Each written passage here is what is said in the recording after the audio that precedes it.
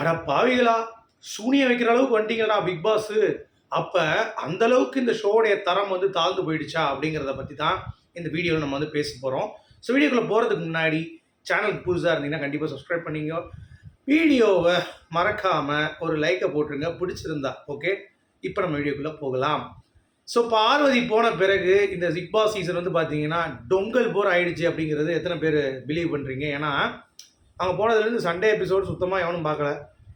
Monday எபிசோடில் காலைல எழுந்துச்சு வந்து பார்த்தீங்கன்னா சூனியம் வச்சுட்டு இருக்காங்க அப்படிங்கிறது பார்க்க முடியுது. அதை பற்றி அந்த வீடியோவில் பேச போகிறோம். ஓகே. அடுத்து கானா வினோத் என்ன பண்ணுறதுன்னு தெரியாமல் முழிச்சுக்கிட்டு அவருடைய ஒரு லைவ்லேயே இறந்துட்டார். பேசுறதுக்கு பாடுறதுக்கு யாருமே இல்லை. கூட கமருதீன் தான் பேசிகிட்டு இருப்பார். இந்த அரோராட்ட பேசுகிறதான்னு தெரில. இன்னொரு பக்கம் இந்த ஸ்கேம்ட்ரா கிட்ட போகிறதுக்கே பயப்படுறாரு. அந்த மாதிரி நிறைய சம்பவங்கள் இன்றைக்கி 2 சம்பவங்கள் நடந்துச்சு. நேற்று இரவு நடந்த சம்பவம் நான் சொன்னேன், இழுத்து பார்த்துச்சு, எதாக இருந்தால் கேளுங்க அப்படின்ட்டு. அவர் டக்குன்னு திரும்பிட்டார். உங்ககிட்ட எவனாவது கேட்பானா மனுஷன் அப்படின்ற மாதிரி. அந்த மாதிரி இன்றைக்கி ஒரு சம்பவம் நடந்தது. சரியா? அதை பற்றி நம்ம டிஸ்கஸ் பண்ண போகிறோம். ஸோ இன்றைக்கி திருப்பியும் வந்து பார்த்திங்கன்னா காலையில் நம்ம அந்த சூனிய பொம்மை அரோரா வந்து என்ன பண்ணுது அப்படின்னா, ஒரு மோதிரத்தை வச்சுக்கிட்டு மந்திரிச்சு ஜண்டா பண்ணுது. எல்லா பெட்லேயும் போய் வைக்கிது. போய் வெளியே போயிடுவாங்க அந்த பெட்டில் இருக்கிறவங்கன்னு சொல்லிட்டு விக்ரம் கிட்ட வந்து வைக்கிது. விக்ரம் வந்து தூக்கி ஓடிடுன்றான். சாண்ட்ரா பக்கம் ஓடுது. சாண்ட்ரா சும்மாவே பயந்து ஓடுவா. இதில் சூனிய வைக்கிறேன்னொடனே அவள் பாத்ரூம் பக்கம் ஓடிட்டான். அப்பத்தா இருக்கால உள்ள ஒருத்தி, சூனிய கிழவி ஒருத்தி இருக்காளே திவ்யா, அவள் வந்து சைடில் திரும்பி அந்த சைடு ஓடுறான். என்ன பண்ணுறதுன்னு தெரில. கானாவினோத்கிட்ட வந்து வைக்கிறான் அந்த சூனிய பொம்மை. வந்து வச்சு விட்டோடனே கானாவினோத் வந்து சொல்கிறாரு, ஏய் எடுத்துட்டு போ, இதெல்லாம் வந்து என்ன பண்ண முடியாது, நான் தாண்டி டைட்டில் அப்படின்றாரு.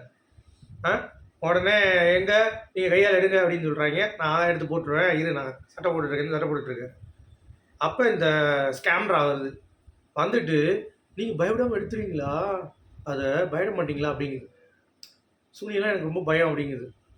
அப்படியா? எனக்கு சூனியம் கூட பயம் இல்லை, உன்னை பார்த்தா தான் பயம் அப்படின்ற மாதிரி. நான் அதை எடுத்து போட்டுருவேங்க, உங்களை மாதிரி வந்து பயந்து நடுங்க மாட்டேன் அப்படின்ற மாதிரி வந்து பார்த்தீங்கன்னா சொன்ன உடனே ஸ்கேம்ராக்கு மூஞ்சில் அடித்த மாதிரி ஆகி போச்சு. அப்புறம் காய்கறி டீ வந்து ஒழுங்காக கழுவாமல் வந்தது. அப்போ வந்து பார்த்தீங்கன்னா ஸ்கேம்ரா வந்து கழுவாம விட்டுருக்கு போல். இது கேட்டிருக்காரு வினோத். உடனே நான் கழுவலை, நான் ஒழுங்காக கழுவிட்டேனே அப்படின்னு சொல்லிட்டு அடுத்த வார்த்தை, அப்படிலாம் சொல்லாதீங்க நீங்கள் அப்படிங்குது. திருப்பி வாயை பிடுங்கிறது. உடனே இவர் வந்து திவ்யா தான் கழுவுனாங்களோ அப்படின்னு சொல்லி கேட்ட உடனே திவ்யா வந்து ஆமான்ருச்சு. இப்போ பாருங்கள், வாண்டடாக ஒரு ஃபைட்டை இந்த அம்மா வந்து கிரியேட் பண்ணுது சாண்ட்ரா. வினோத் வந்து ரொம்ப தெளிவாயிட்டாருங்க. எனக்கு ரொம்ப ஹாப்பியாக இருக்குது. இன்னும் இந்த டாஸ்க் வச்சுட்டு வியானா வந்துட்டாங்க அப்படின்னா வியானா அடைக்கிடுவாங்க கானா வினோத். இந்த நைட்டு வரைக்கும் பார்த்துக்கிட்டா போதும் வினோத். அதுக்கடுத்து உள்ளே வந்துடுவாங்க. சரசரசன் வந்துட்டாங்கன்னா அதுக்கடுத்து மதிய கூட மாட்டாங்க மூதேவி. சரியா? எப்படிலாம் பண்ணுது பாருங்கள் வேஷம் போட்டு. இதை வந்து வெளியே அவன் புருஷங்காரன் வந்து பார்த்தீங்கன்னா முட்டு கொடுக்குறான் ஒரு இன்டர்வியூவில். அந்த இன்டர்வியூ கேட்கும்போது என்ன நடிச்சிங்கன்றாங்க அப்படின்னப்ப, நான் மக்கள் எப்படி அப்படின்னு சொல்லிட்டு இருக்காரு. கீழே கமெண்ட்டில் அந்த வீடியோ கமெண்ட்லேயே கீழே போடுறாங்க, ஏய் உன் முன்னாடி நடிக்கிறது எல்லாத்துக்கும் தெரியான்னு. அதுக்கு 2000 லைக் இருந்திருக்கு. நான் சாண்ட்ரா நடிக்கிறது நம்ம தான் எக்ஸ்போஸ் பண்ணோம். கரெக்டாக? ஸ்கேம்ட்ரா அப்படின்ற விஷயத்த. ஏன்னா அதுதான் உண்மை. எவிடெண்ட்டாக தெரியுதுங்க நடிக்கிறான்ட்டு. அவர் என்ன தான் முட்டு கொடுத்தாலும் பிரஜன் வேலைக்கு ஆகாது. உங்களால் வந்து அதை காப்பாற்ற முடியாது. உண்மை சொல்லும் போது வலிக்க தான் செய்யும். சரியா? அங்கே போய் முட்டு கொடுக்குறாப்புல. அந்த இன்டர்வியூ வந்து பார்த்தீங்கன்னா கூட சேர்ந்து பார்வதியை மட்டம் பண்ணிகிட்டு இருக்காப்புல.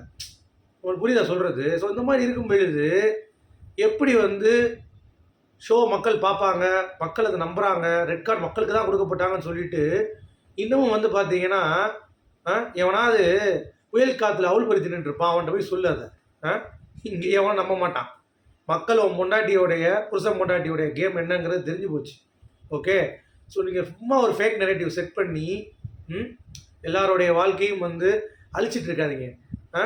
அதையும் சொல்கிறார் கமருதீன் ஃபீல் பண்ண காலில் போய் விழுந்தான், அதனால் நான் கூட ஏற்றுக்கிறேன்றான். டேய் வெண்ண, காலில் போய் விழுறான், உன் பொண்டாட்டி என்னடா அங்கே திரும்பி சிரிச்சிட்டு இருக்கா பின்னாடி, அதை கேட்க துப்பு இல்லை உனக்கு?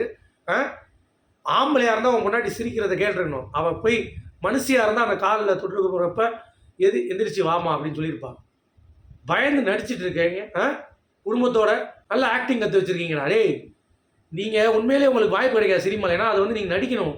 பொய்யா உண்மையிலே நடிக்கிறவங்களுக்கு சினிமாவில் வாய்ப்பு வந்து கண்டிப்பாக இருக்காது. ஓகேங்களா? பொய்யா நடிக்கிறவங்களுக்கு தான் வந்து வாய்ப்பு இருக்கும் சினிமாவில். உண்மையில் நடிக்கிறவங்களுக்கு நீங்கள் வாய்ப்பே கிடைக்காது. இந்த மாதிரி நடிச்சுட்டு போக வேண்டியதான். முடிஞ்சு முகரையும் பார்.